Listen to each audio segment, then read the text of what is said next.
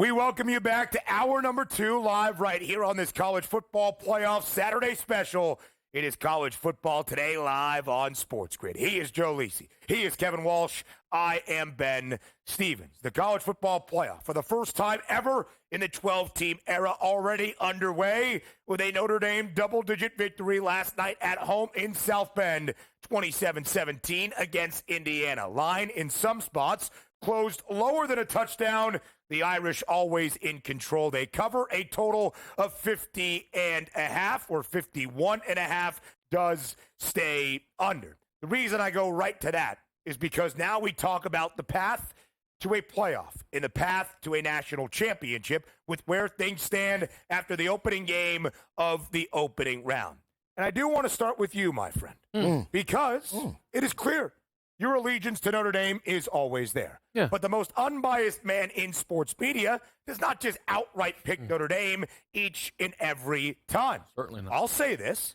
I have a ticket on the Irish to win a national championship. I actually think Notre Dame in the Sugar Bowl against Gunner Stockton and Georgia could be a favorable matchup for the Irish, who have won 11 straight games since the disaster in South Bend against Northern Illinois. Let's start with Notre Dame as they have the first ever victory in the first ever 12-team CFP. Paint the path for the Irish. Can Notre Dame get to a national championship?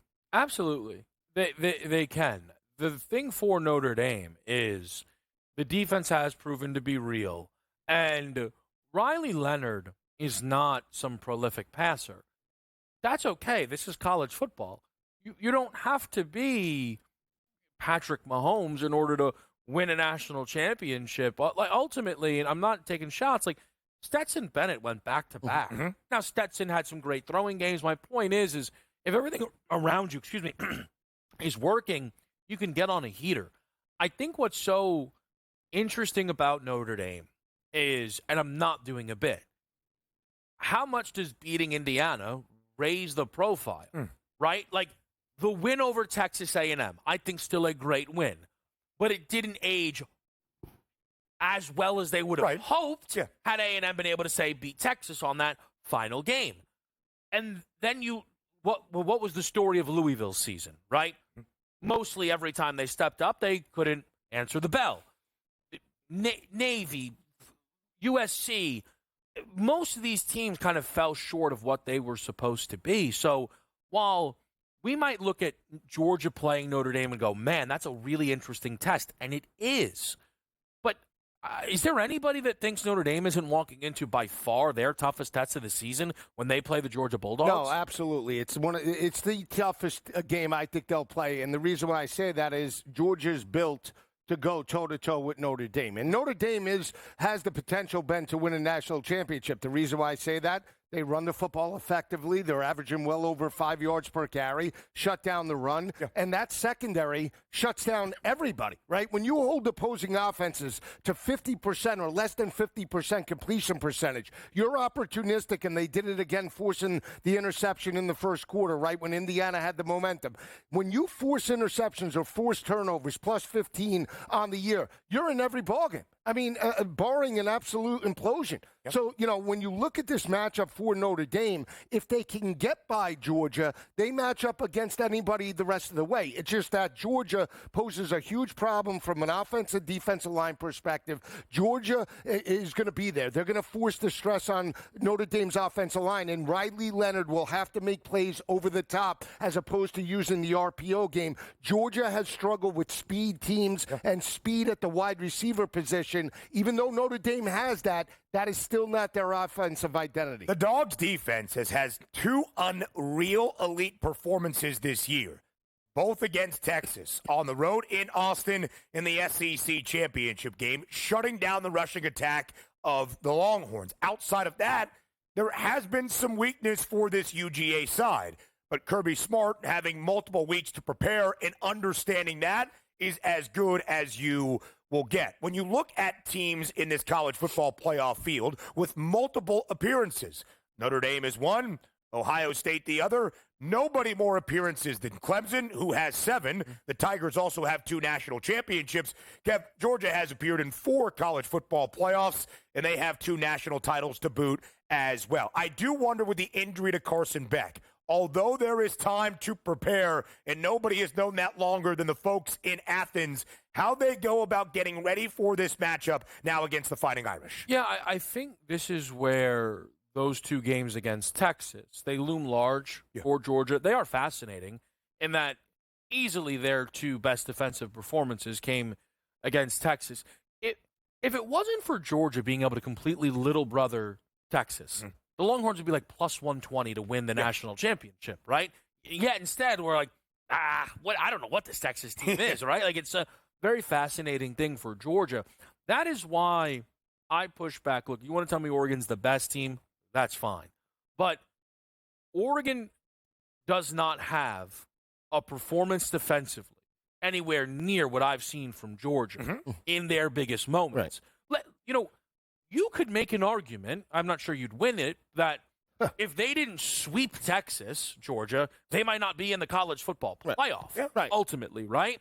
Had they lost that game to Texas, that would have been loss number 2. It would have been losses to both Bama and Texas. I mean, the first one I'm talking about, right? And then had they been eliminated by Texas in the SEC title game, maybe we would have got the buffoonery that people were begging for, which was to keep all the good SEC teams out and Florida State precedent that had made no sense whatsoever. So I get it's just someone the other day said to me, like, man, I'm waiting to see Kirby be Kirby.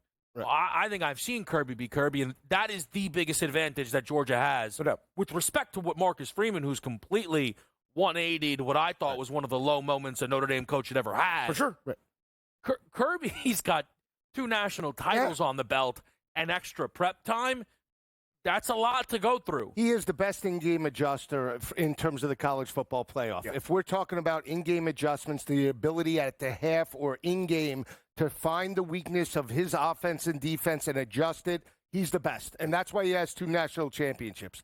I'll say this. I think the Notre Dame game isn't really the telltale sign for Georgia because, again, whether Gunnar Stockton is up to par or not, I still think they could get by with the offensive defensive lines. Okay. I think the telltale sign for Georgia will be if they get to the national championship game and they do face a team like Oregon with a mobile quarterback because the 2 games they lost, Jackson Dart and Ole Miss, and you look at the game against Alabama with Jalen Milroe, those offenses that could spread them out and challenge them vertically. There's only one team on the other side.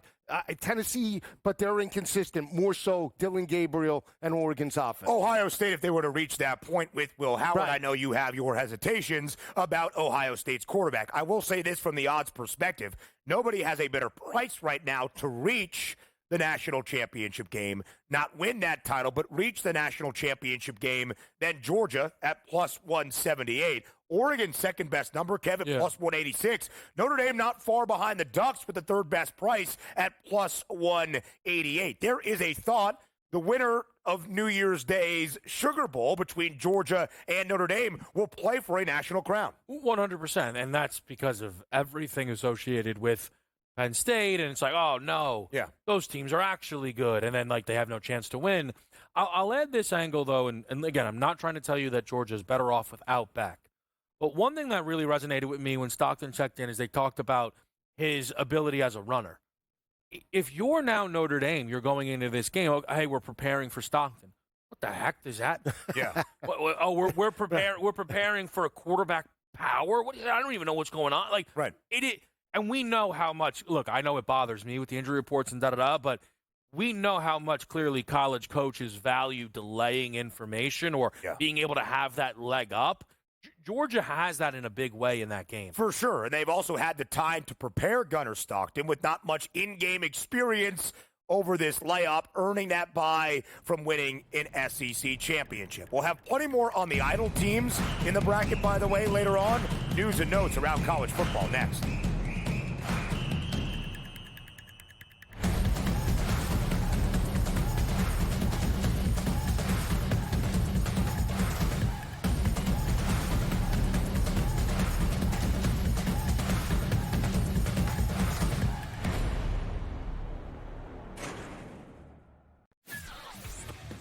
Uncle Stevie can just walk up the aisle like he's at the supermarket.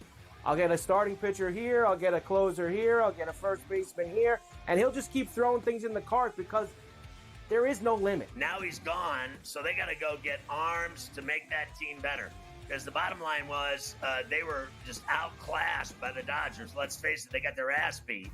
Pharrell Coast to Coast, only on SportsGrid. I want the mid-major teams. I want the A-10 to get 3 bids. I want, the Missouri Valley Conference to get an extra bid. I want these teams to go ahead that are 1-bid leagues and give some of these other teams opportunities to make the NCAA tournament. Simply put, folks, when we get to the tournament, we don't care about all these teams that are big-time teams. Betting above the rim, only on SportsGrid. How do you find some of this great talent that you've brought in, who are still early in their career, might not have a ton of tape on them yet? I've been around this business, man, for almost 20 years. So a lot of these guys will tell you that I popped into a lot of gyms, sparred, or just worked on the side, or, kind of worked out, just watching. I've always loved this sport, man. I think it's the greatest. And we want to continue to put on the next up-and-coming superstars. We know we got them. Only on SportsGrid.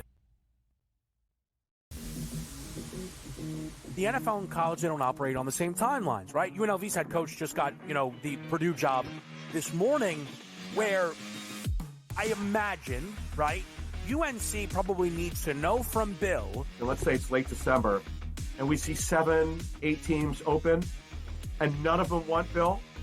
Then Bill's got to make a decision. Does he want to be a college head coach? Pro Football Today, only on SportsGrid.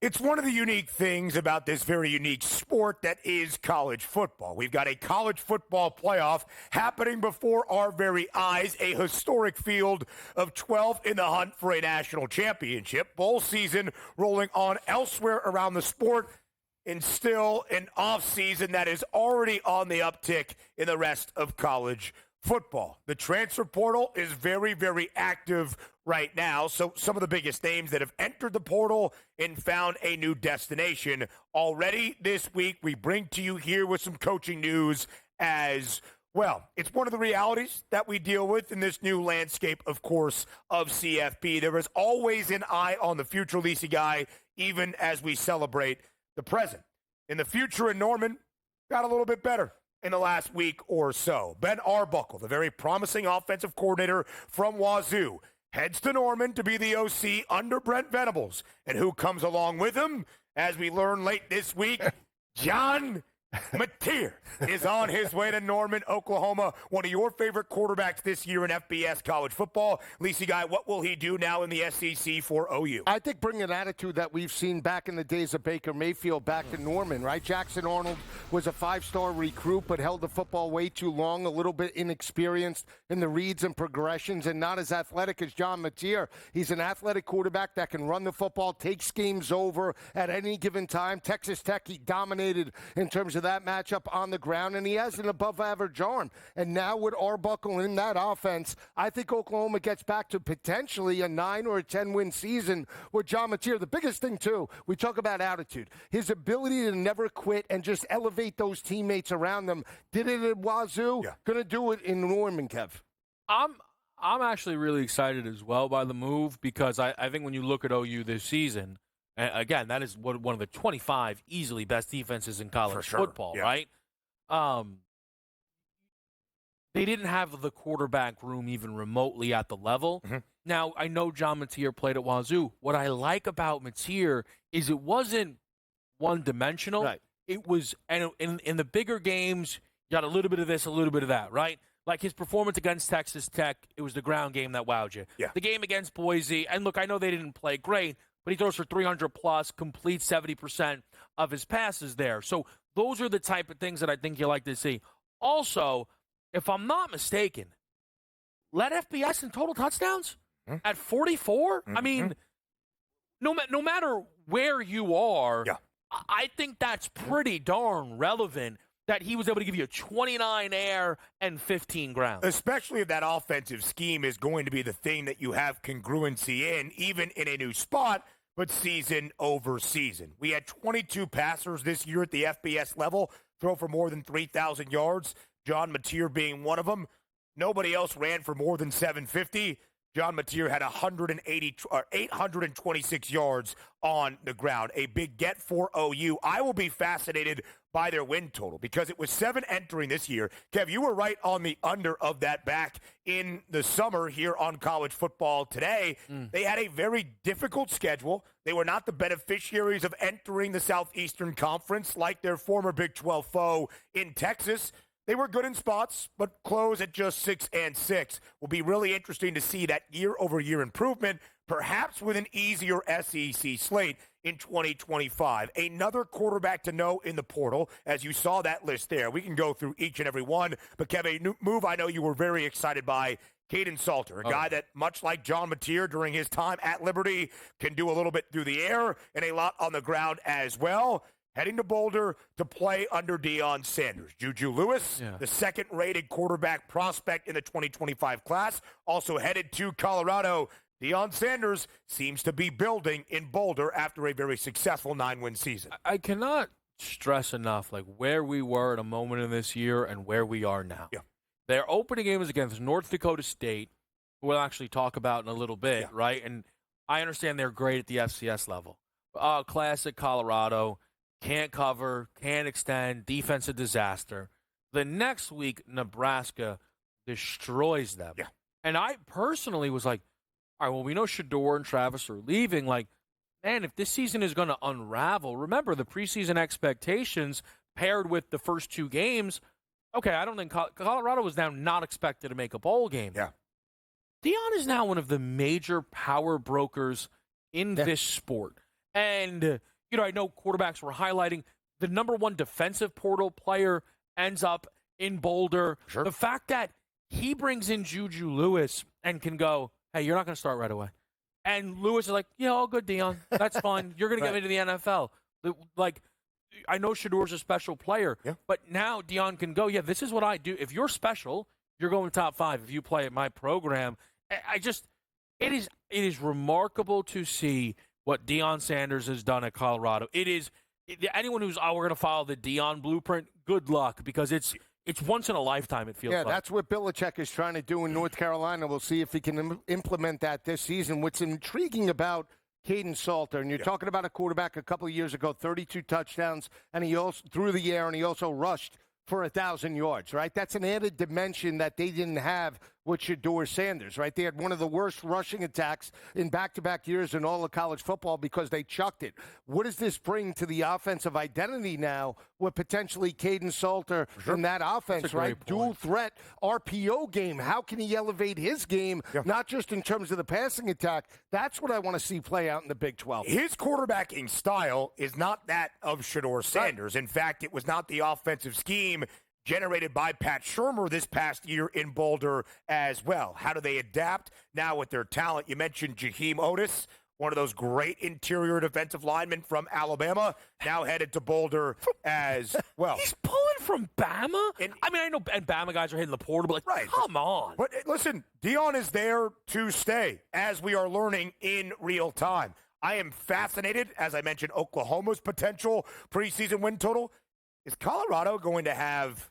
I'm going to ask this. Is Colorado going to be the favorite to win the Big 12 next season? I would be really surprised if they're not. I mean, unless Cam Rising comes back. I'm actually not kidding about. Unless he's officially not coming back. They got Devin Dampier, so I think they're good. That's right. That's right. K-Dub's house invite. K-Dub's house invite. Wow. We got to be talking about it. We'll talk more about the transfer portal, some big quarterbacks on the move, coaching news, all of that. Next on College Football Today, live right here on Sports.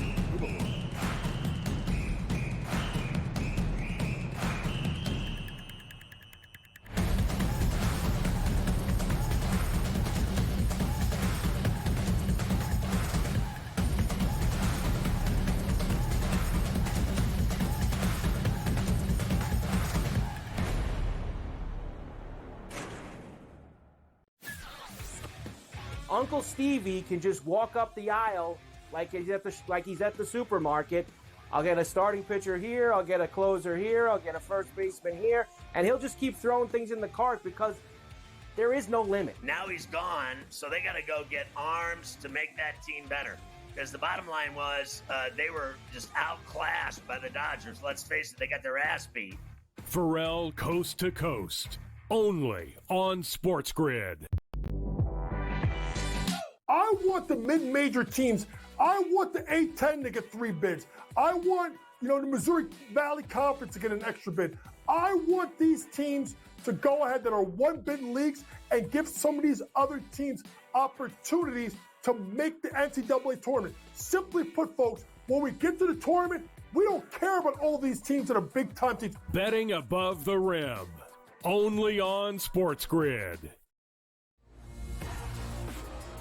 How do you find some of this great talent that you've brought in, who are still early in their career, might not have a ton of tape on them yet? I've been around this business, man, for almost 20 years. So a lot of these guys will tell you that I popped into a lot of gyms, sparred or just worked on the side or, kind of worked out, just watching.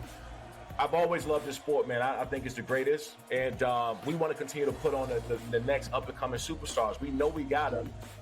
Only on SportsGrid. The NFL and college, they don't operate on the same timelines, right? UNLV's head coach just got, the Purdue job this morning, where I imagine, right, UNC probably needs to know from Bill. And let's say it's late December, and we see 7, 8 teams open, and none of them want Bill. Then Bill's got to make a decision. Does he want to be a college head coach? Pro Football Today, only on SportsGrid.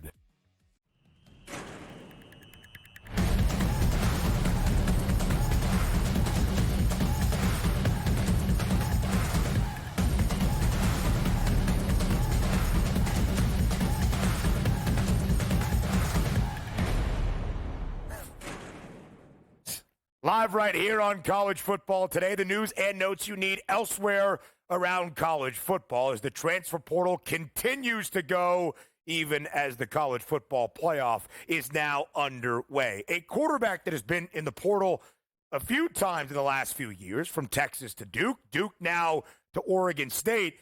Lisi guy, that's Malik Murphy, who has actually had success in times at Texas, but of course a very crowded quarterback room. A highly successful season for 9-win Duke this past year in Durham. Now makes his way out to Corvallis. Of course, Duke brought in one of the top quarterback prospects in the portal last week in Tulane's Darian Mensah. What did you make of that intriguing move for Murphy on his way to the Beavs? A little shocking to me. And the reason why I say that is you look at Washington State and you look at Oregon State this year, competitive, right? Washington State loses Dickert. They lost their offensive coordinator, their defensive coordinator, 20 players in the portal, 10 of which were starters. Yeah. And who's to say the same will hold true for Oregon State over the next couple of years? Malik Murphy did a fantastic job leading Duke to a 9-win season, 26 touchdowns, 12 interceptions. But going from Duke, where there has been success, to now, I want to say lateral or a step down to an underrated program in Oregon State that's not even now affiliated with the conference. And how is he going to even potentially make the college football playoff? Shocking, unless Manny Diaz and that staff didn't want him, which I can't believe. Yeah. I'm very interested, if I may, in where Bo Prabula is going to land. For sure. Because Preston Stone is in the portal, but I believe is with SMU today. Yes, correct. I imagine if SMU pulls off the upset, look, Preston Stone might be like, all right, look, I got to go, guys. Go get him. Wish you the best. Yeah. Prabula leaving when he did, look, which I totally defend. You and I have talked about that. I thought a decision would have come sooner, though. Like, I would have thought that him going, look, I can't let the game play out. Like, I have to go now. Yeah. I don't know if I'm off base. I thought we would have had something. I was just going to say that the schools tied to Prabula were UCF with Scott Frost, and I heard Iowa, which, again, I mean, all right, great. You want to go to that offensive juggernaut in Iowa and Tim Lester? I actually think he would be great at UCF with Scott Frost, Mackenzie Milton, now the quarterback coach, that kind of style of athletic quarterback that Prabula is. There is no doubt about it. To your point, Kev, timeline was the very interesting thing behind Bo Perbula's decision, which happened late on Sunday night, caused a bunch of shockwaves through college football. The backup quarterback, who not just fills in if Drew Aller is injured, but is a key component of the offensive scheme with Andy Kotelnicki, now in the portal as his team prepares for the playoff. It's the unfortunate reality. James Franklin addressed it this week, getting ready for Penn State's matchup against SMU, and said, listen, we knew Bo was going to do this. We wish him the best. It is that unfortunate timeline in college football. Listen, as long as they keep the facade up of student athlete, even in this professional landscape, tying it to the academic calendar, this is what has to, sadly and unfortunately, happen. Yes, for now, but there has to be something. Got to start making exceptions. I agree. Be figured out, yeah. Right? Like that is because I mean, look, the student part of it is still relevant, right? Like there's no guarantee that Bo Perbula is going to go on to be in the NFL. Like the student portion of it could matter a ton. So, but of course, for Bo Perbula, his hopes and dreams are to be in the NFL. And again, like he was left with no choice. Yeah. Drew Aller was supposed to be there for 3 years at Penn State and leave. And again, Aller might have gone in round number 1.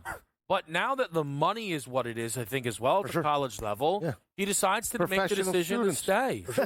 Right? I mean, that's what it comes down to. Look at Washington State. They have to do it not just for the players, but if they do believe in the bowl system, you can't have all these players opting out before the bowl, the coaches. I mean, what is Washington State even going to do? Are they going to be fielding a team? We're laying the number with McCord and Syracuse. 15 and a half. Is what we're doing. 15 and a half already. Like, hot take, I actually don't mind it for the Bulls.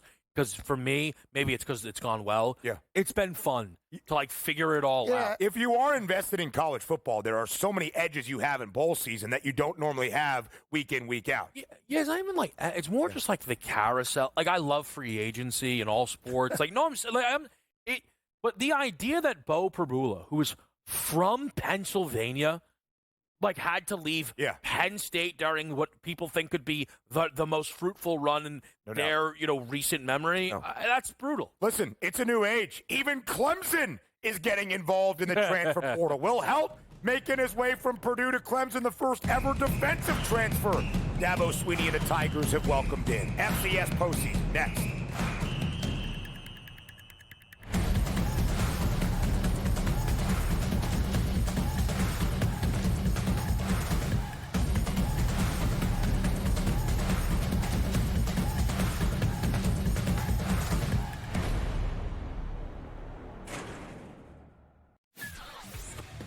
Uncle Stevie can just walk up the aisle like he's at the supermarket. I'll get a starting pitcher here, I'll get a closer here, I'll get a first baseman here, and he'll just keep throwing things in the cart because there is no limit. Now he's gone, so they got to go get arms to make that team better. Because the bottom line was they were just outclassed by the Dodgers. Let's face it, they got their ass beat.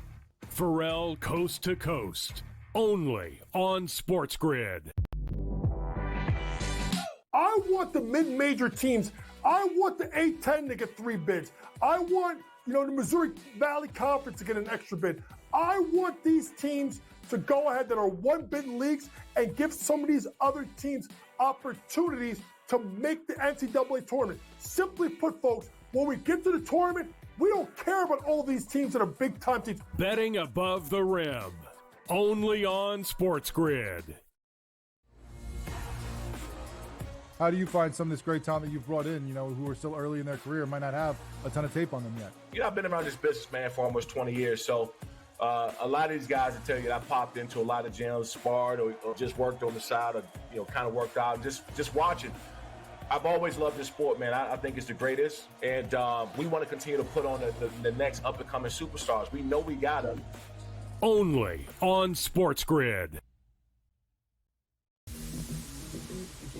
The NFL and college, they don't operate on the same timelines, right? UNLV's head coach just got, the Purdue job this morning, where I imagine, right, UNC probably needs to know from Bill. And let's say it's late December, and we see 7, 8 teams open, and none of them want Bill. Then Bill's got to make a decision. Does he want to be a college head coach? Pro Football Today, only on SportsGrid.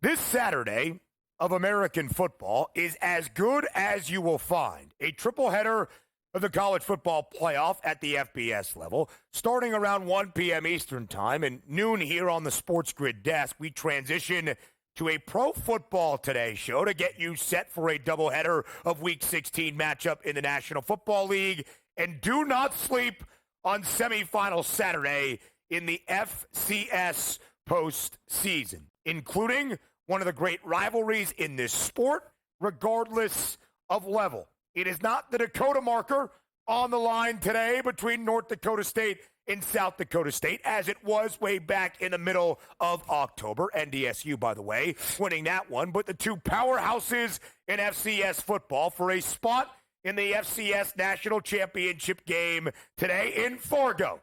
It's the 2 seed, North Dakota State, welcoming in their bitter rival, the 3 seed, South Dakota State. But Lisi guy, take a look at that line. A 3.5-point spread in favor of the Jackrabbits for the 117th all-time meeting between NDSU and SDSU. South Dakota State, the 2-time reigning FCS national title winners. Will they have the opportunity, Joe, to play in that championship game to make it 3 straight? I lean to South Dakota State because I think they're the more physical defense heading into this matchup, Ben. And you look at both of these offenses, Cam Miller with North Dakota State. We saw them battle early in the year. Colorado ran the football effectively. Very physical offensive line. They're averaging around 195 rushing yards per game. On the flip side, South Dakota State about 243 on the ground. But you look at South Dakota State from a defensive perspective, holding opposing offenses to less than 15 points per game, 89 rushing yards allowed per game, and more importantly, only giving up 193 passing yards to opposing quarterbacks. To me, that's the difference of why they're favored on the road in North Dakota State. It's a very difficult place to play. That building, let me tell you, it gets loud, it gets difficult, and both of these teams are battle-tested, being in this situation before. But I'm going to take the more experienced defense, and to me, Kev, that's South Dakota State. I think it's a close game. They might win it by a touchdown. So my, I guess, issue here, first of all, ironically, the FCS was very comfy cozy for me, like a blanket. Spread math, so simple. I mean, we've all played one another. So if you look, North Dakota State has already played South Dakota State this year at home. Yeah. Caught a 1.5. Yeah. Won outright. Yeah. So what are we doing at the 3.5 here? All right, so we can't use one sample size, right? You can tell very clearly to me, just through the numbers throughout the year, that South Dakota State is treated as the better team, right? But I also think when we look at the results here, I don't think North Dakota State is any type of slouch. I don't think that this is a team who's way below the level, right? And I think that's why, to me, you can get a very clean 3.5 out there. And I think when you look for these teams, because we're going to talk South Dakota in just a moment here, but all of the little round robin's all been close, right? North Dakota won by 4 against South Dakota and then lost by 1 to South Dakota. South Dakota State. Yeah. You got too many Dakotas. But my head spin. SDSU. And basically, nobody's ran and hit. Yeah. Right? And at home, 3 and a hook. Yeah. That's not insignificant there. I like North Dakota State. That October 19th day in college football, with how great that it was, we saw Georgia in Texas. We saw Alabama and Tennessee. The third Saturday in October also featured the Dakota marker. That game again in Fargo. North Dakota State, the Bison, a 4-point victory, 13-9. Pre-game total was 52.5, stayed well under. Cam Miller, the quarterback for NDSU, 2 touchdown tosses, both to Rajah Nelson, including in the final 2 minutes, that game winner. But South Dakota State is elite on the ground, more than 215 yards in that matchup against North Dakota State. South Dakota State has won the previous 2 national championships at the FCS level, looking to make it a three-peat. North Dakota State, prior to the Jackrabbits taking the throne, had won 4 of the previous 5, 9 of the last 11s. These are the FCS powerhouses, but neither, Lisi guy, is the top seed in the FCS postseason bracket. That would be the Bobcats of Montana State. From Bozeman in Bozeman, they will host the 4 seed South Dakota. Montana State is the favorite to win a national championship at this moment at the FCS level. And today against the Coyotes of South Dakota, an 8.5-point home favorite. Total 56.5. Lisi guy, you won't find two better teams running the football both offensively and defending it on the ground on the other side. Yeah, this spread, you want to take the 8.5 all the time. It's similar to what we see in terms of the Penn State SMU, but I can't do that. And Montana State, to me, is the superior team. Offense and defensive lines, opportunistic as well in terms of turnover margin. Yeah. I like the total, Ben, 56.5. I lean to Montana State, 8.5. I think they win it by double digits because they're the more consistent and explosive offense. Yeah. But to me, I'm intrigued with the 56.5, Kev. Give me over. I think we can get into the high 60s today. So one angle of Montana State that is fun is I hope they go full UCF, hang the banner, because they smashed Idaho, who hung with Oregon. So I'm talking about like hang an FBS banner, which will go people get so angry. However, I just think this number's a little nuts here. You mentioned the 8.5. There's a 9.5 on DK. So I mentioned the little South Dakota, the Dakota round robin. Right. We'll figure it out. Yeah, you got a little Dakota round robin. So that to me is relevant, and it shows that, again, they can kind of hang with at the level. If you look so far, I think it is fair to say that the Missouri Valley is not the Big Sky is not as prolific as the Missouri Valley. Yeah. You did have a UC Davis team that was 11-3. Montana State played them, 7-point road favorite. They won the game by 2. Now, it was 30-8. It finished 30-28. It was a huge comeback, but I don't know if it was a fraudulent backdoor. They got an onside kick recover. Yeah. They scored a touchdown with 34 seconds left, and a 2-point conversion would have tied that football game with about 30 seconds to go, which also then screams to me, backdoor. Yeah. And that's exactly what we're looking for here when we're catching these type of points. I just want to say the only prop that you could get is in the first game, South Dakota State, North Dakota State. They're not laying any props in the second game right now. What are those, rushing yards props? Or are they all across the board? Across the board, everything. Passing, receiving, It rushing. is the bigger matchup. It's the two more known programs. It is the rivalry, the 117th all-time meeting, despite MSU being the top seed in the FCS bracket and the favorites right now to win that national championship. They have played in one prior as recently as 2021. They finished just short against North Dakota State. If South Dakota, the Coyotes, can pull off the upset, first ever time playing in the FCS national championship game. But Montana State's been routing teams so far in their opening 2 games. 33-point victory, 32-point win. They averaged 307 yards per game on the ground. I thought you were going to say hang the FBS banner, because you remember week 0? Some of these things start to come back. Well, I think we've talked about the Bobcats before in Scott Trey Humphrey and some of the guys that MSU is bringing back. They were a 2-touchdown favorite against Bronco Mendenhall and New Mexico in week 0. Had a really early lead before the Lobos came back in that second half. Yeah, that was a great game by New Mexico State. Dampierre ran wild in terms of that matchup. They got some turnovers. I will say Montana State, great home stadium. In Bozeman? Unbelievable. You grab them on Tucky, you sit in the stands, you stare at the mountains. That's maroon, right? That's a maroon turf there. No, you're thinking of Montana. Oh, that's Grizz up in Missoula. Go ahead, Now, does Tommy... Montana State, great. We're getting geography lessons here. Go ahead. Now, Malott, I mean, what do we think here? Malott. Yeah. So Tommy Malott, could he... now, do we think there's a chance he's got eligibility left? Hear me, and I'm being serious. I'm being serious. Yeah. Colorado?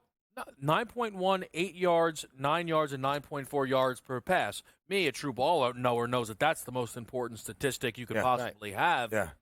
I thank you. Listen, how do you think that draft's going to look? What are you going to do without an LSU kid going in round 1? They'll take the transfer tackle. portal's good. Nick Anderson. I just want to see if Tommy Malott can get out there, get in the draft. Malott, welcome to the show. More CFT next.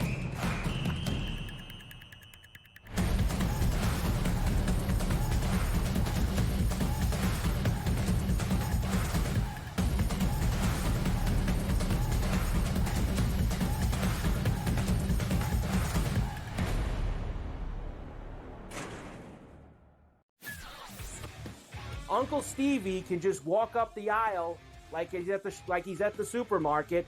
I'll get a starting pitcher here, I'll get a closer here, I'll get a first baseman here, and he'll just keep throwing things in the cart because There is no limit. Now he's gone, so they got to go get arms to make that team better. Because the bottom line was they were just outclassed by the Dodgers. Let's face it, they got their ass beat. Pharrell Coast to Coast, only on SportsGrid. I want the mid-major teams. I want the A-10 to get 3 bids. I want, the Missouri Valley Conference to get an extra bid. I want these teams to go ahead that are 1-bid leagues and give some of these other teams opportunities to make the NCAA tournament. Simply put, folks, when we get to the tournament, we don't care about all these teams that are big-time teams. Betting above the rim, only on SportsGrid. How do you find some of this great talent that you've brought in, who are still early in their career, might not have a ton of tape on them yet? I've been around this business, man, for almost 20 years. So a lot of these guys will tell you that I popped into a lot of gyms, sparred or just worked on the side or, kind of worked out, just watching. I've always loved this sport, man. I think it's the greatest. And we want to continue to put on the next up-and-coming superstars. We know we got them. Only on SportsGrid.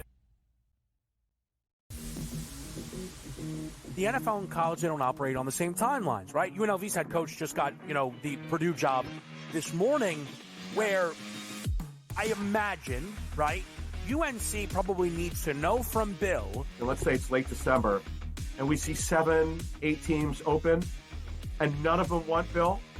Then Bill's got to make a decision. Does he want to be a college head coach? Pro Football Today, only on SportsGrid.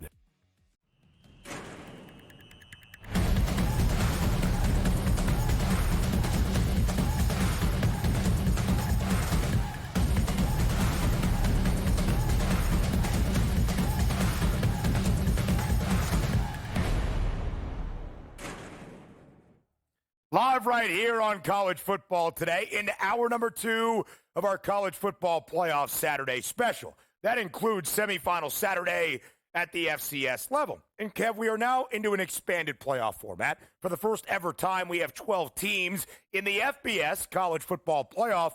The FCS has been doing this for a long time. 24 teams make it to the bracket. The top 8 seeds earn that opening round bye to have that clearer path to an FCS semifinal or perhaps a national championship appearance in Frisco. Some have looked at the FCS model, on-campus games all the way up to the national championship, and said it is time for the FBS to model its postseason after the FCS. What say you? So I think that there is some – I think people say it because it exists. Yeah. We want a little more home field.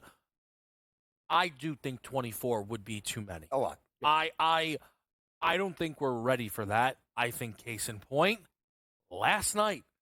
Because, again, Indiana is the type of team that never in a 4-team format, forget the BCS, would have had a prayer. Never.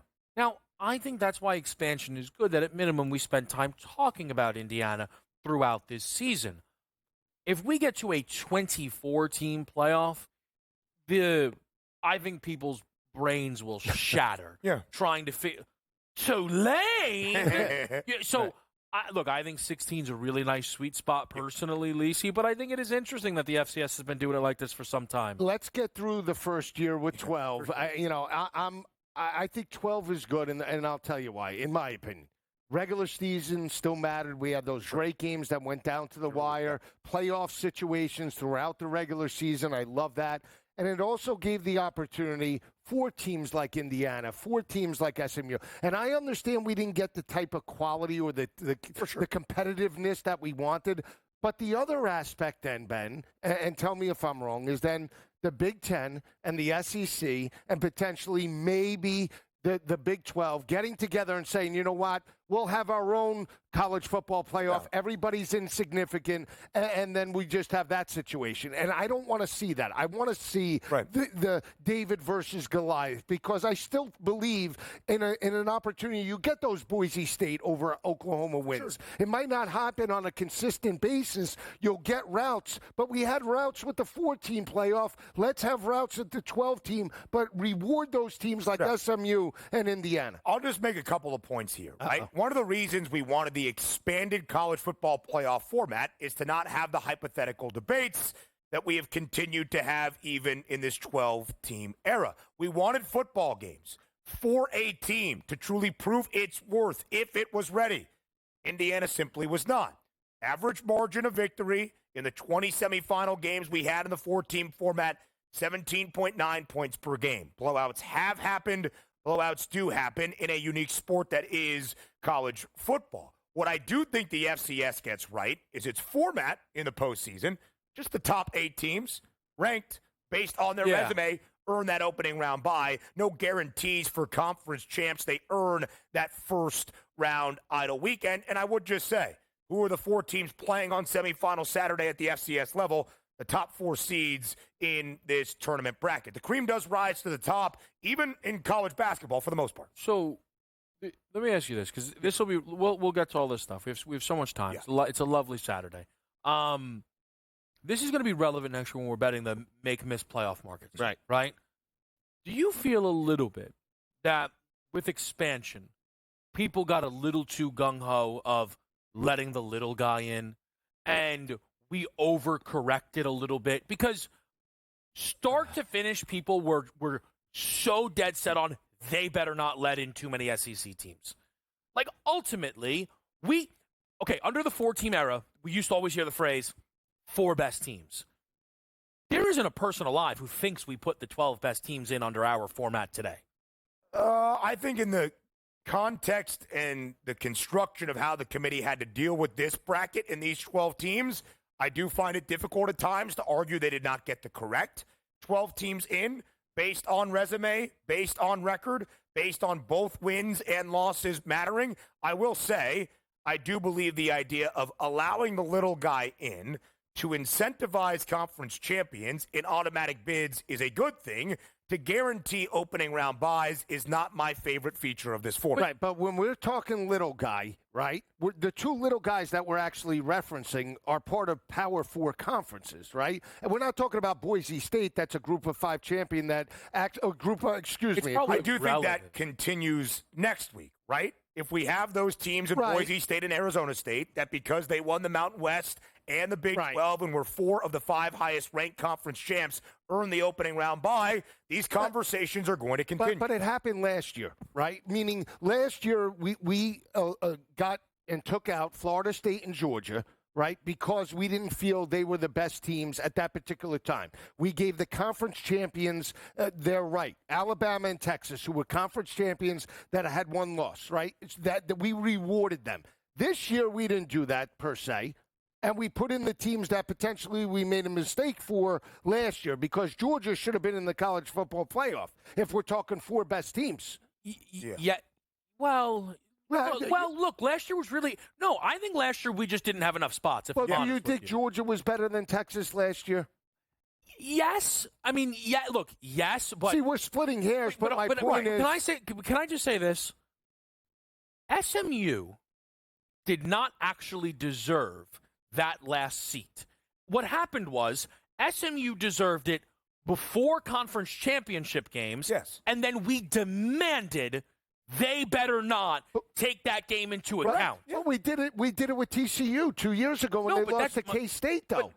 Didn't we give them the top 4? Again, different formats. It's a little bit more difficult to compare. What you're talking about with Georgia is Georgia spent 2 years killing everybody, lost an SEC title game, gone.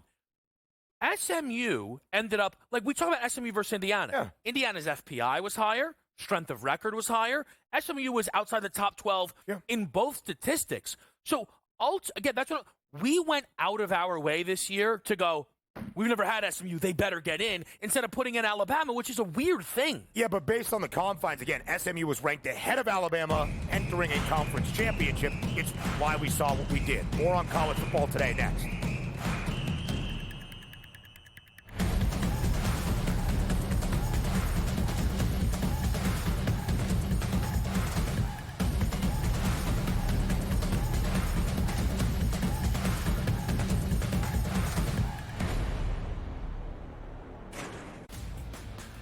you're not riding with Josh Allen. Yeah. Where have you gone? Don't tell me it's the Philadelphia Eagles, Donnie. Who's the team for you? You see that Vince Lombardi trophy that sits back here? That's a replica. And that's something that the Philadelphia Eagles have won as recent as 2017. The Buffalo Bills are notorious for making it to the Super Bowl and coming up lame, which they might be able to do. But my question is, can the Buffalo Bills even get to the Super Bowl? The Early Line. Only on SportsGrid. How do you find some of this great talent that you've brought in, who are still early in their career, might not have a ton of tape on them yet? I've been around this business, man, for almost 20 years. So a lot of these guys will tell you that I popped into a lot of gyms, sparred or just worked on the side or, kind of worked out, just watching. I've always loved this sport, man. I think it's the greatest. And we want to continue to put on the next up-and-coming superstars. We know we got them. Only on SportsGrid. Right here with you on Pro Football Today on SportsGrid. Odds in motion, trying to see what lines have moved throughout the week. Never felt more comfortable in this bet than I do for this year. I'm ready. I'm just getting angry. The hot takes are going to be here all long. You don't want them to go 13-0 and then lose the first round of the playoffs. Red. Yeah, this is their last shot. They don't really have anywhere else to go yet. Hot take. By the time I hit, I guess what, Route 33 up here, that ticket's cashing. Only on SportsGrid. The holidays come with a touch of craziness, from unwrapping the latest storylines to the best betting insights. We've got everything you need to crank up the excitement this season. We can't promise there won't be a little yelling. Play a decent schedule. They have maybe 500. There's no serious. Oh, that just ruined my day. But we can guarantee a whole lot of fun. Merry Christmas from all of us at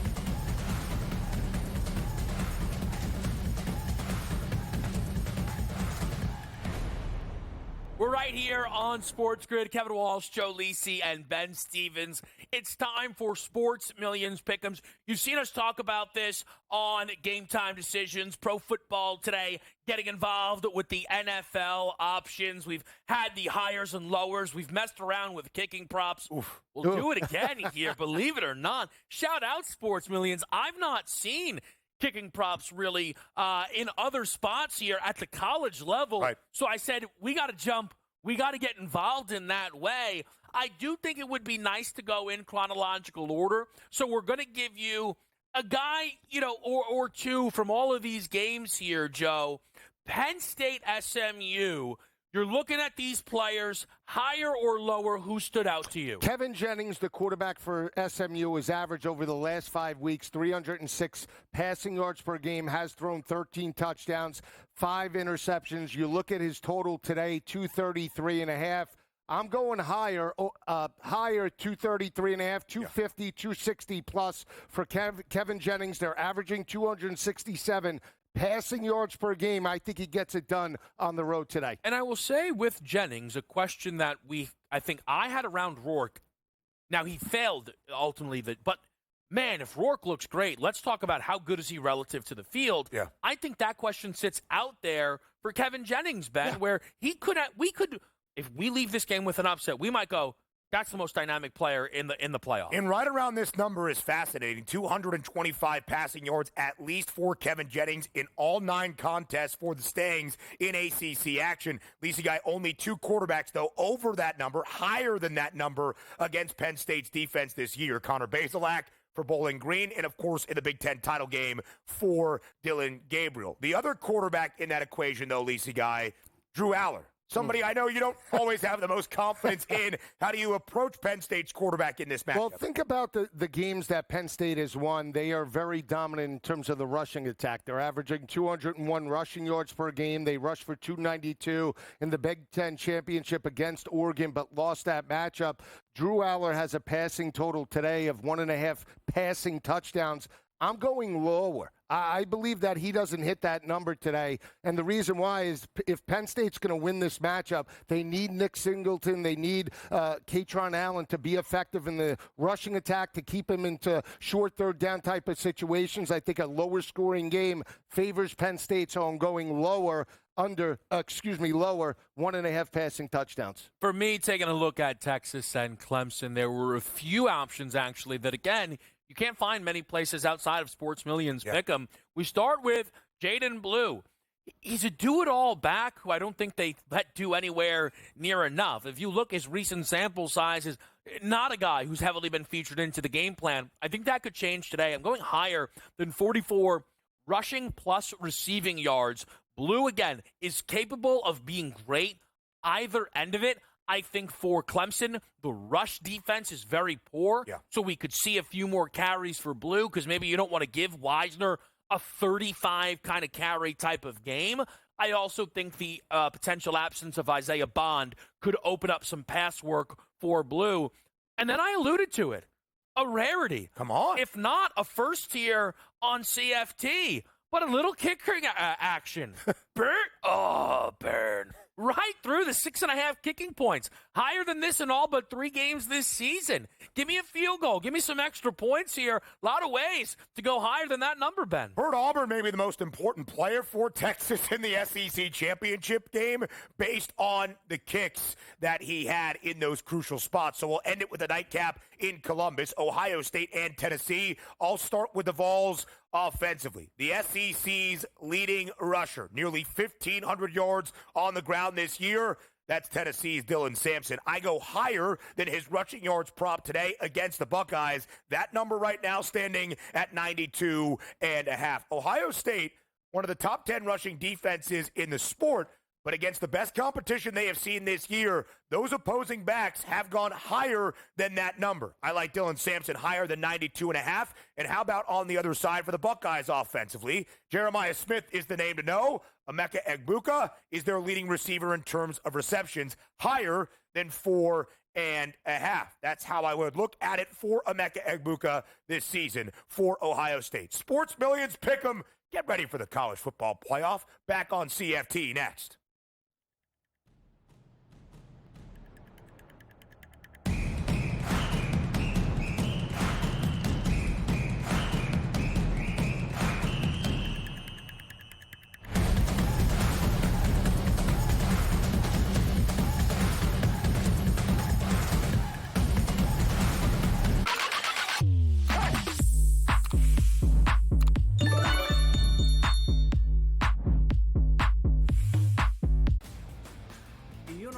Riding with Josh Allen. Yeah. Where have you gone? Don't tell me it's a Philadelphia Eagles, Donnie. Who's the team for you? You see that Vince Lombardi trophy that sits back here? That's a replica. And that's something that the Philadelphia Eagles have won as recent as 2017. The Buffalo Bills are notorious for making it to the Super Bowl and coming up lame, which they might be able to do. But my question is, can the Buffalo Bills even get to the Super Bowl? The early line. Only on SportsGrid. How do you find some of this great talent that you've brought in, who are still early in their career, might not have a ton of tape on them yet? I've been around this business, man, for almost 20 years. So a lot of these guys will tell you that I popped into a lot of gyms, sparred or just worked on the side or, kind of worked out, just watching. I've always loved this sport, man. I think it's the greatest. And we want to continue to put on the next up-and-coming superstars. We know we got them. Only on SportsGrid. Right here with you on Pro Football Today on SportsGrid. Odds in motion, trying to see what lines have moved throughout the week. Never felt more comfortable in this bet than I do for this year. I'm ready. I'm just getting angry. The hot takes are going to be here all long. You don't want them to go 13-0 and then lose the first round of the playoffs. Red. Yeah, this is their last shot. They don't really have anywhere else to go yet. Hot take. By the time I hit, I guess what, Route 33 up here, that ticket's cashing. Only on SportsGrid. The holidays come with a touch of craziness, from unwrapping the latest storylines to the best betting insights. We've got everything you need to crank up the excitement this season. We can't promise there won't be a little yelling. Play a decent schedule. They have maybe 500. Oh, that just ruined my day. But we can guarantee a whole lot of fun. Merry Christmas from all of us at